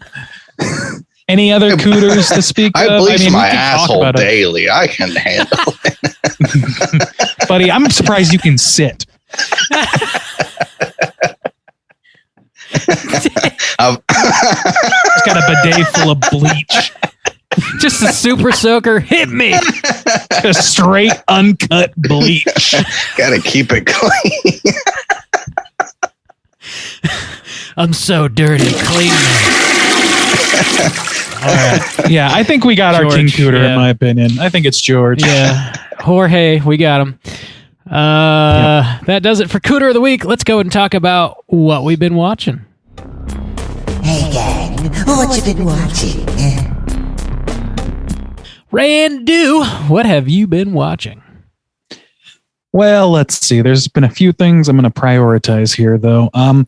I've been talking about Pam and Tommy, the Hulu show about Pamela Anderson and Tommy Lee. Unfortunately, like I watched maybe more than half of it, and I was enjoying it, and then I found out that they did not actually get permission or the blessing of Pam Anderson. What? Which How is can like you do that? I thought that's illegal. I don't know. Well, I mean, it's a public story. I don't really know the legalities of it, but I know that she was not only not like she was fully not on board. She's going to do her own documentary about it on Netflix, apparently. Damn. And I felt really weird about watching a show that's supposedly like taking her side and is very much like, oh, this poor woman whose life got exploited, blah, blah, blah. It is actively doing that. It just felt really fucking weird to me. I gave it up for that reason. I didn't know that until I'd already watched the whole thing. And that is a bummer to realize. Yeah, that sucks. And I was talking pretty positively about it. I thought I did enjoy it for the most part, but it sucks to find that out. Yeah. If it had been like sanctioned by her, like I assumed it was, for the same reason that Justin, I guess you did, because it's like you would assume that it's about her, and it's also just it's also so on her side, like for the whole show that I saw, that it's like it's almost impossible to imagine that it would have been unsanctioned by her because it's so loving towards her and nobody else. But there it is, and so I gave it up for that reason. I rewatched True Stories, the David Byrne film. I got that on Criterion, and it is still fucking great. If you haven't seen that, it's a weird little oddball of a movie starring John Goodman, David Byrne, and a whole cast of oddball characters. Spalding Gray, who I mentioned recently. That's actually what got me wanting to watch it. We're talking about the porno he did. Yeah. The farmer's daughter. You can see his dog. The farmer's daughter. If you want. Dick. Yeah, if you want. Spalding's dick. Anyway, so yeah, I rewatched that. It's a good fucking movie, but it's an odd one. So if you go into it, know that it's a Criterion, so it's like a mixed bag over there. It's not a crowd pleaser, but it's fun. And the music's great. I've been still watching The Thing About Pam. It's still good. That story takes some crazy turns. But I'm starting to get pretty over the like narrative true crime stories. I don't know. I just feel like it's too lopsided in how it's told. Which I guess is probably true of the documentaries. Yeah. But yeah, and then there's that too. I don't know. The whole thing is kind of souring for me a little bit at this point. Maybe it's oversaturation. Maybe it's other things. I don't know. Rewatch 28 Days Later, and buddy, there is no film on this earth that is more of a bummer to watch on a fucking 4K screen than 28 Days Later, which was filmed, I assume, on a Nokia, like in between games of Snake. Like it's terrible looking. Damn. The digital recording is just so low pixel, lo-fi.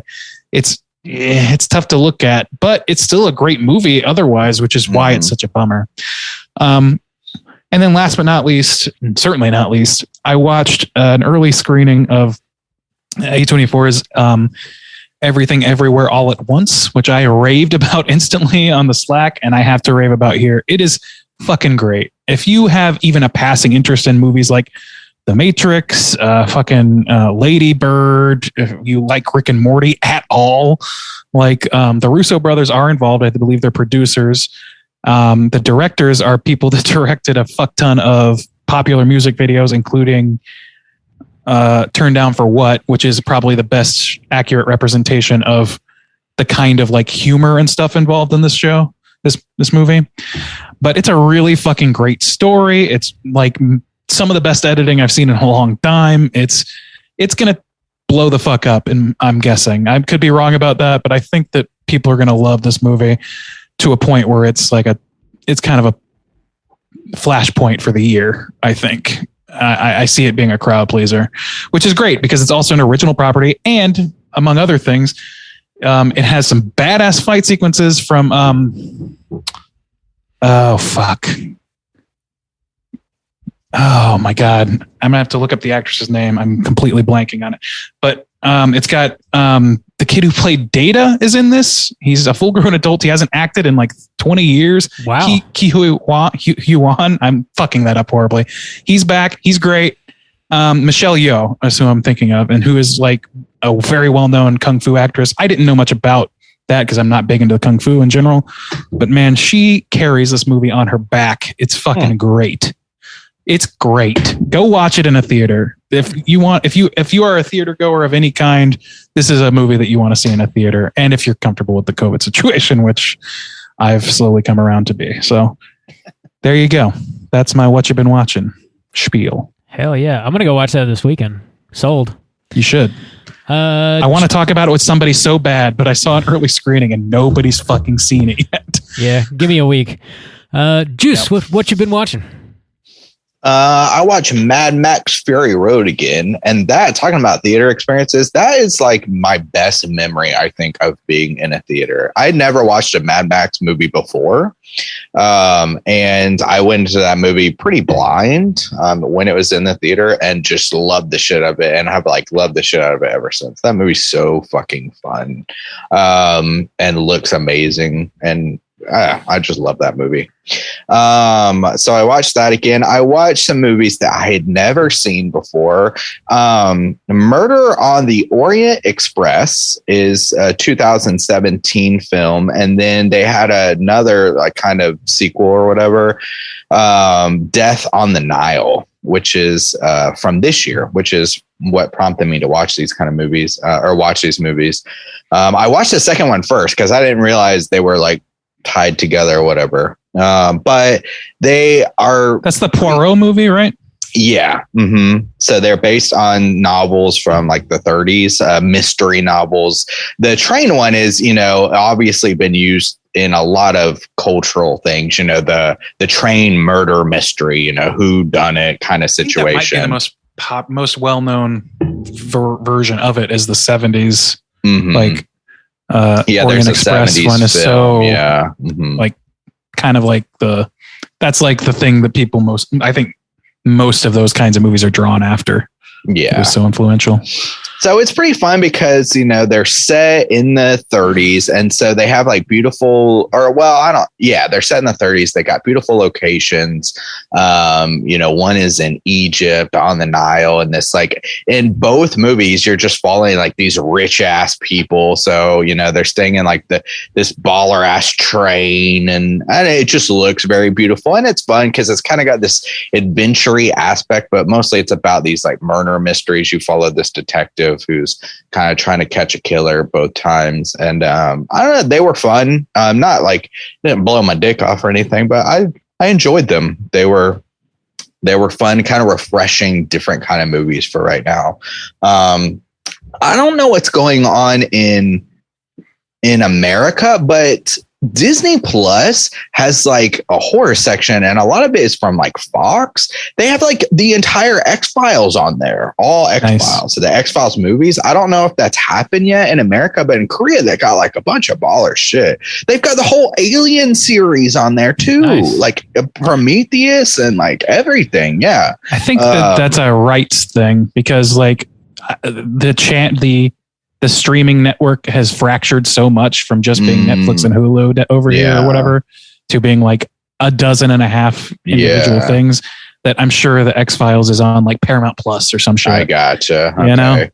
Well, over here, Disney Plus is like balling out with the horror shit. So I'm excited about like diving more into that kind of stuff. But yeah. I started The Good Place because I finished Brooklyn Nine-Nine, which a lot of people rave about The Good Place. I'm only a couple episodes in, but so far it's going. Yeah. Okay. Yes. Okay. If you haven't made it to the end of season 1, then you don't really know what the show is yet. Okay. Well, then I'll keep going because a lot of people rave about it, and I need a new show after show. Like Brooklyn Nine-Nine. Okay, but it is like it's also a silly show, so it kind of like it has to bake, Yeah. Okay. All right. So that's about all I've been watching. Bo Bear, what you been watching? Man, I watched a lot of stuff this past week. I've been working through the Final Destination movies. Okay. I saw the first 4. I'm gonna watch. I'm a sour boy. I am indeed a sour boy. There's a 6th one in production. I don't know if that's coming out this year or not, but the first one held up pretty good. It's the one that I've seen the most with Devin Sawa. Part 2 was like a lot worse than I recall it being. For whatever reason, I thought like 1 and 2 were pretty comparable, but like the kills in part 2 were like all CG and just like very throwaway, like kind of nonsense. They didn't really put much love into it. Part 3 was like substantially better than part 2. Actually, it's got the roller coaster like sequence at the very beginning. Mary Elizabeth Winstead is sort of the lead in that one. She carries it pretty well. The kills are like pretty fucking interesting, and it seems like they took some more care. And then 4 is like just not worth your time. Like they just shat that one out real quick and dirty. Didn't even take time to bleach their assholes, huh? So the evens are bad, huh? Yeah. Watch the odds. Is there which one is the one with the roller coaster? Is that 3 or 4? That's 3. 3. That's 3. 4. I'm trying to remember 4. I'm pretty sure I saw it. It starts off with the NASCAR, like the race car track or whatever. That does sound familiar. Was there a Is that the one where they try to make it more 3D? It is where the tire goes. I definitely saw that. That's the one where they had like the gym kills, right?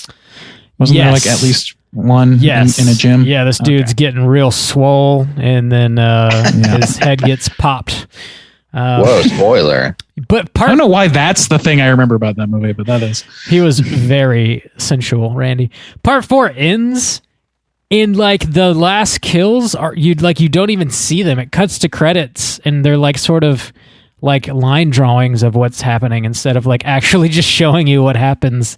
It's like they just didn't tell me you ran out of budget without telling me. Right? Yeah, it was a disappointment. I've heard that 5 is definitely like a step above.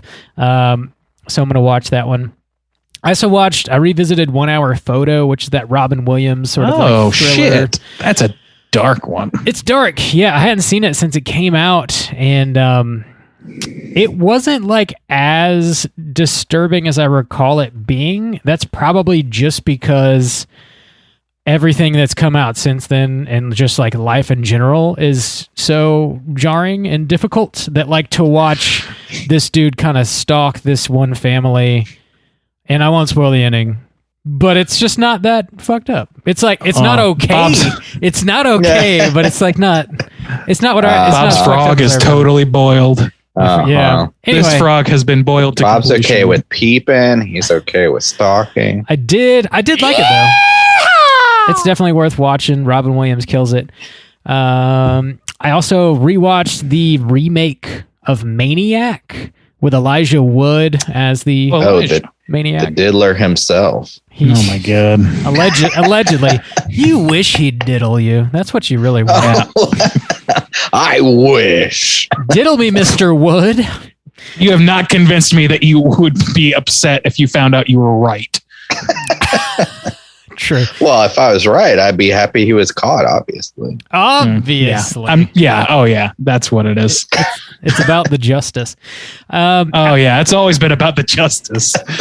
I hadn't seen this one in quite some time, and I struggle with the original because it's like too like grimy and gruesome, and like it's very difficult to get through, and I don't enjoy movies that dark, that bleak necessarily. The remake is a little bit easier to get through. It's still essentially the same story, but I think just the fact that it's not like gritty, grimy, like early 80s New York, it just feels a little easier to watch, I think. It also like is mostly POV, so like you don't necessarily see like the lunatic most of the time, like you do in the original. You're just kind of like seeing what he is seeing, so you see his hands doing stuff. Every once in a while you'll catch his reflection in a mirror or something like that, but there's like some pretty interesting scenes and some like interesting psychology happening, and the ending is definitely different, which I found to be pretty interesting as well. I think it's good. The soundtrack also baller, very synth heavy, solid remake.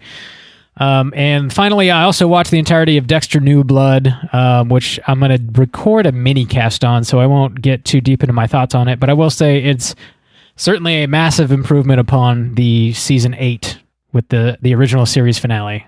So, stay tuned for more on Dexter New Blood. I'll be dropping that mini cast in probably a week or two. That's what I've been watching, gentlemen.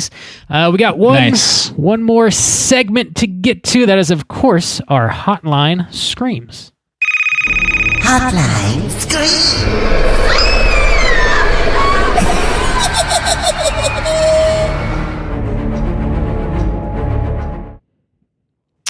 All right, if you are listening and would like to call and leave a voicemail to be featured on next week's show, you can do so at 904-638-3231.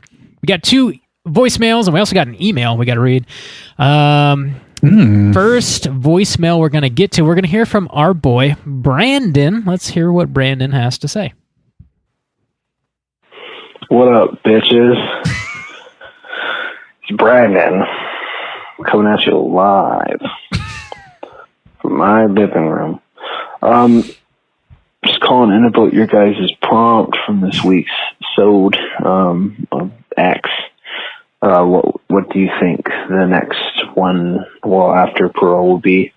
I think it would be really cool if they did like Maxine when she's starting to like maybe get into her like mid 40s, 50s, and sort of like maybe she didn't have this grand life like she thought she was going to, a lot like Pearl from the first movie.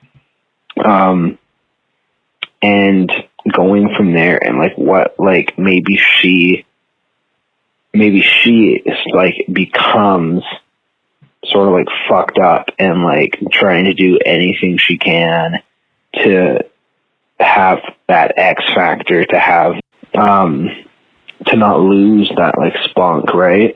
I think that would be really cool. And then like obviously it'd be like murders and yabbos and all that shit. So bonus. But yeah, I just thought that would be slick. Anyways, keep doing you guys. I haven't called in a while, so just figured I'd call in for this one since I really enjoyed X. So later, bitches. Sober as a judge. Hell yeah. Hell yeah. I think that's a pretty fun concept. For how the series could go. That the X series, are we calling it that? Like Triple X? I don't know. Let's call it Triple that. X, State of the Union. Do you guys think it'll get confusing if Mia Goth is playing different characters? Like, because she's supposed to be Pearl, but obviously she's going to do it without the makeup. Depending on what they do with the third one, do you think it'll get confusing at all? Nah, it'll be fine. It just doesn't seem like it. I mean, if for no other reason, then at least these first two have such different visual looks. Yeah. That I feel like it's going to be tough to at least visually concoct them together in your brain. Yeah. But I don't know, maybe we'll see. Yeah. I like that idea, Brandon, though. Sober or not, it's a solid plan. Yeah, I guess we'll find out what happens in Pearl probably later this year, and hopefully we'll get that round out that trilogy. How interesting would it be if that winds up on both of those movies wind up on the top 10s for the year? Dude, it's possible. That'd be fucking crazy. Yeah. That is possible. Just below Halloween Ends, no doubt. Halloween Ends is number 1 through 9. So and that new movie about the shell from A24. Apparently. Oh, Marcel the Shell. Yeah. Yeah. Do you know what that's about? Like, are you familiar with that? I really don't. I was asking Bob earlier if he knew. What is it? I mean, I don't know exactly where it started, but it was like kind of a viral thing on YouTube and it's a character voiced and I think created by Jenny Slate, the comedian actress. Okay. And it's just kind of really silly shit. I don't remember much about it, but it's an offshoot of something that exists using a pretty well-known like viral character and pretty well-known actress. So I'm interested to see it actually. Anyway, I just want to point that out. Thanks for calling, Brandon. Always good to hear from you, dude. Next up, we're going to hear from our mystery caller. Let's hear what she has to say. What up, mother lovers? It's your mystery caller, and I am also calling to say I would like to give myself a nickname. I think the librarian would work because I really enjoy reading again. Not to brag, but I've read like 40 books this year. Yeah. And my mother refuses to listen to my book recommendations because I told her about Tender as the Flesh, which I think I mentioned, but it's about animal meat becoming toxic to humans. So society starts breeding humans for food. Anyway, I really enjoyed X. I loved everyone's ideas for the prequel and the sequel. I'm team Mia Goth's backstory for the sequel, or just exploring her relationship with the Christian group her daddy runs. For the prequel, I actually thought it would be interesting if Pearl was also a part of that church when she was younger. Obviously, Mia Goth's preacher daddy would not likely be the head of it, but I thought that would be really cool. Yeah. And I actually thought the trailer was for the Texas Chainsaw Massacre reboot remake till I saw it was an A24 joint. And then I finally saw the trailer for the Texas Chainsaw Massacre reboot remake, and y'all know how I felt about that. Book recommendation.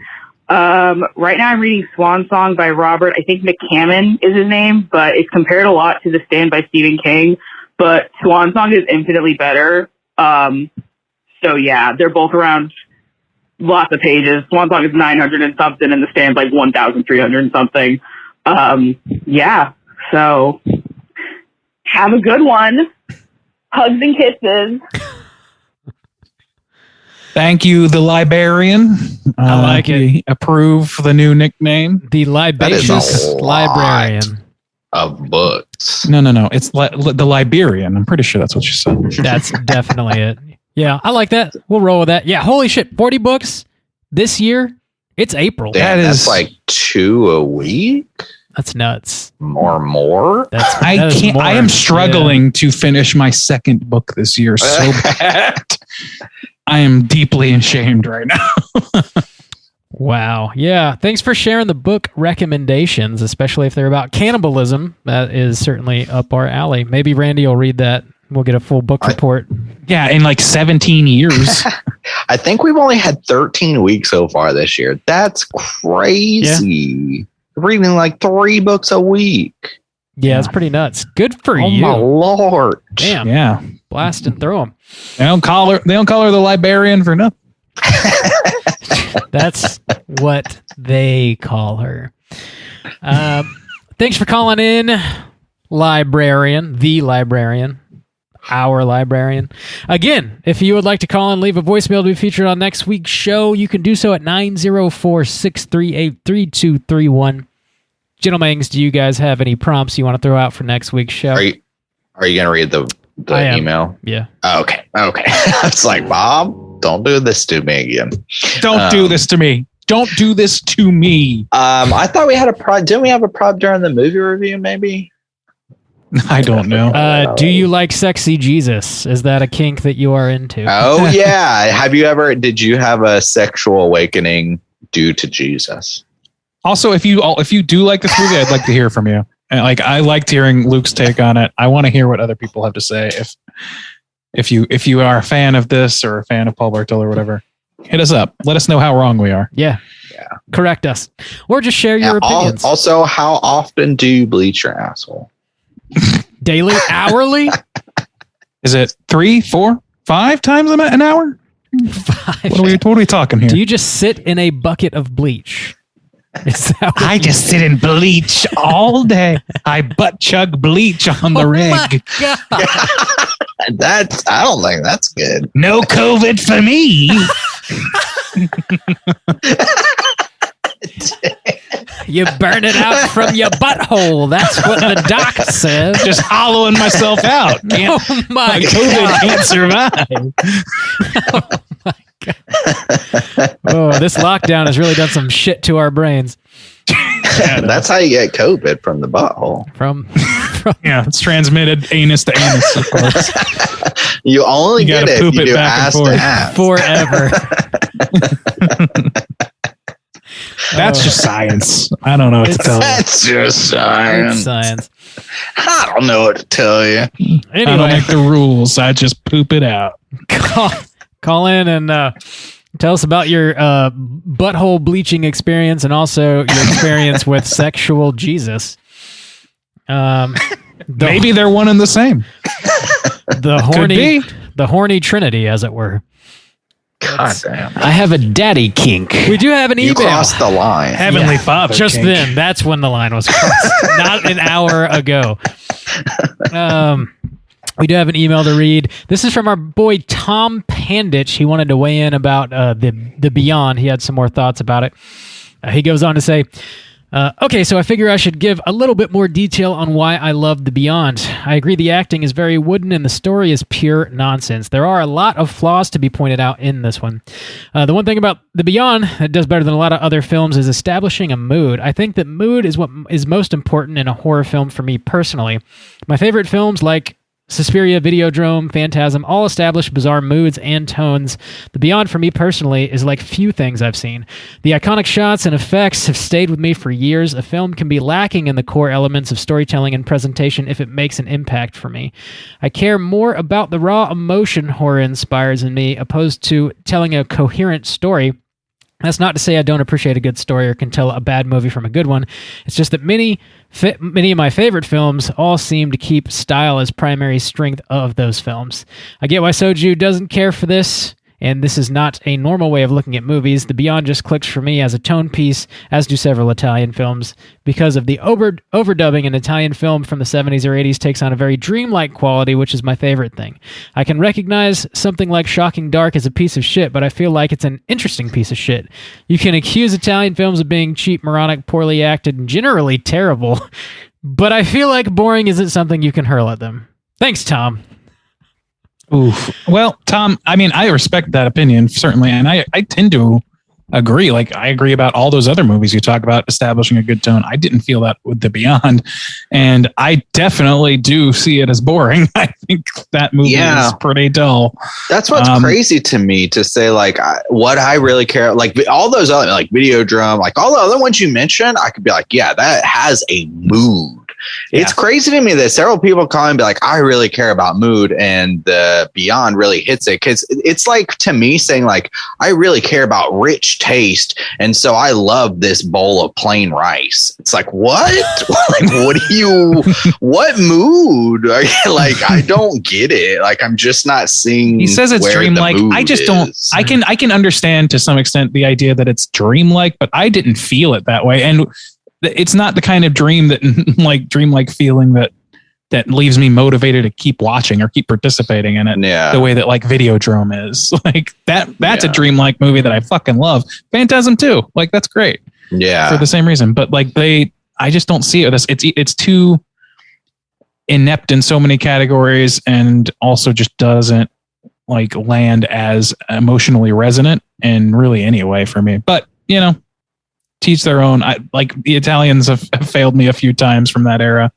Maybe that's just not the particular kind of dream I like. So, yeah, it's like it's more like I mentioned already, like hell spilling over into the world, and that's why like normal things are not happening. Like, normal rules don't apply. I don't really see it as being like super dreamlike necessarily. It's like nightmarish, maybe like nightmare logic, I guess, but not necessarily dreamlike. I don't know. I kind of see the angle that Tom's coming at from here, but like it's not one of my favorite movies, but I do dig it overall. And I will say, like, I didn't love it the first time I watched it. I'd seen it a few times, and it sort of like grew on me over time. So like it wasn't like an immediate enjoyment necessarily, because I didn't know what I was getting into. I was expecting a normal narrative. And it kind of is that, more so than a lot of Italian movies, but it's bizarre. Bizarre choices across the board. But I think I've come to really appreciate most of those choices. Thanks, Tom. Thanks for clarifying. Also glad that you dig on the Beyond, man. That is all we got this week here at Straight Chilling. We're going to be back next week with a brand new show, as always. We're going to be talking about the winner of the April poll pick, which was Turbo Kid from 2015. So make sure to slam Turbo Kid into your eyeballs. Get ready for next week's show. Until then, please rate, review, and subscribe to us on iTunes. You can follow us on Twitter at STR8_chilling, on Instagram at Straight Chilling Podcast. You can send us an email through our website, straightchillingpodcast.com. If you want to join in on our daily Slack channel conversations, just hit us up on one of those social media outlets. I'll send you a link so you can do so. Until next week, as always, all you mother truckers, please keep chilling. She has swallowed an entire 13-inch kielbasa.